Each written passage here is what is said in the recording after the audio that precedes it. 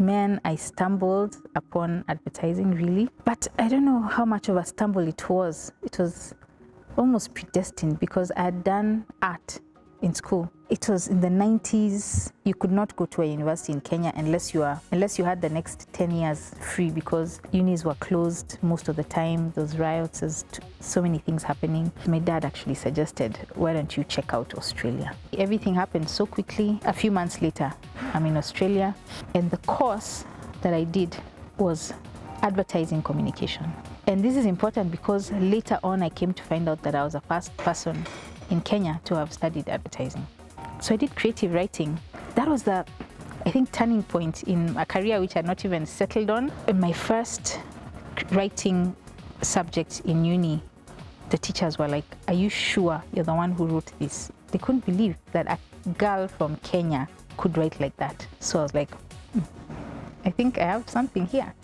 So the next semester now, instead of Australian law, it became easy to pick an elective, and I picked professional writing. That was the end of my designing career and the beginning of my writing career.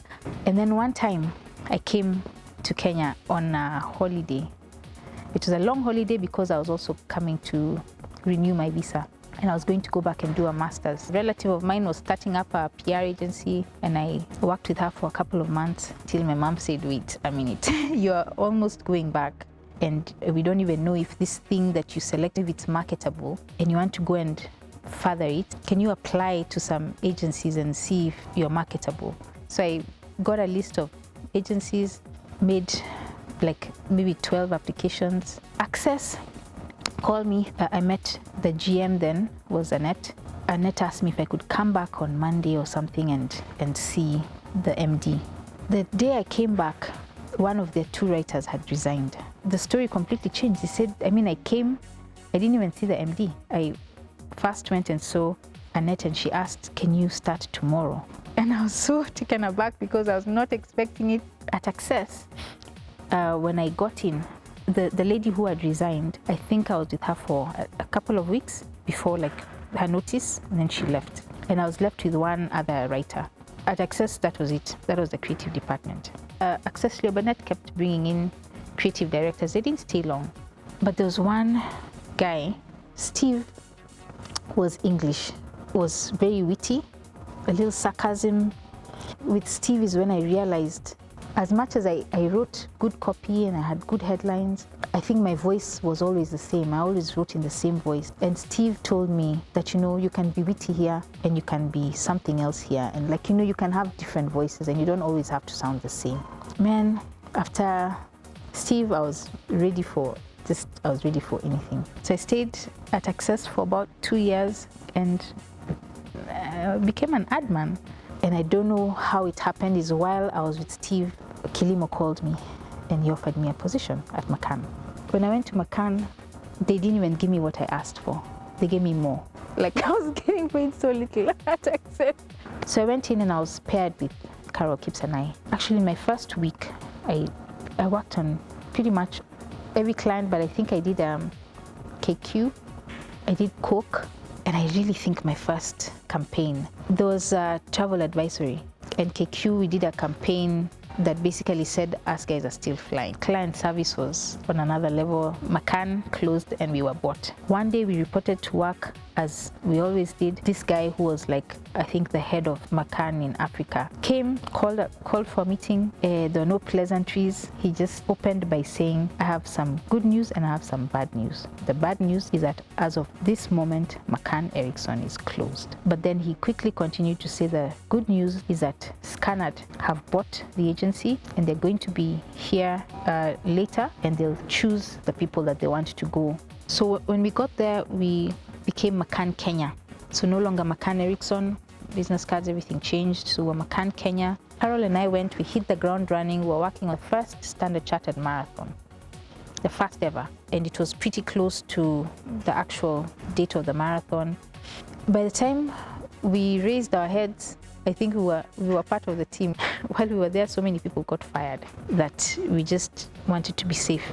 I remember when we told Andrew White that we're going to Wyandar. and white couldn't understand. But I'd worked with Kilimo, I knew where we were going, I knew I was comfortable. First Wyandar was on Mombasa Road.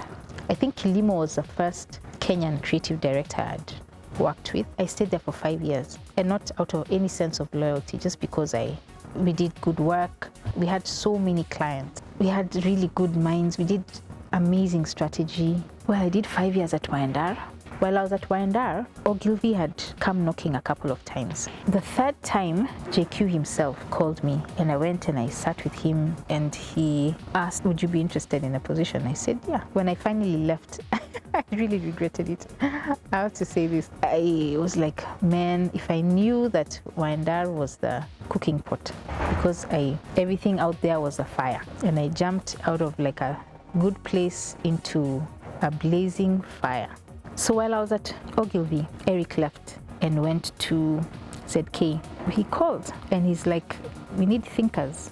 You're a thinker. We need you. I went to ZK. We worked together. We had a good run. Then ZK collapsed. When Zain left the market, it left Africa. All the ZKs, they just collapsed one by one. Most of the work I'm proud of was done at Wyandar. I don't think I've ever worked on a job where I had such a defining insight. The proposition for Chloride was that it lasted very long. While we were discussing in one of our discussions, there was a joke. Somebody made a joke about how the watches have chloride oxide batteries, hooked up to their Great Wall TVs or their radios. Because even after the battery is finished and it can't be used on your car anymore, somebody can still use it. Like, that's how long the life of that battery is. Carol and I, we built a campaign around that one thing. The fact that even when this battery shares, it still keeps going. And we show, of course, we used exaggeration, but we show this watchie who waits and waits and waits and waits for this battery for most of his life until he's an old man. And finally, when he's old and his teeth have fallen off and his head is gray, he's given the battery. And he's still so happy because he can still use it after so many years. We had such an open-minded client who was willing to take risks. The longer I've been in the industry, the less I've seen of that important information. Like, people will do research and they'll give you a lot of information, but that's it. Then there's no thinking. Then how does it all come together into one nugget that is going to form the basis of the big idea?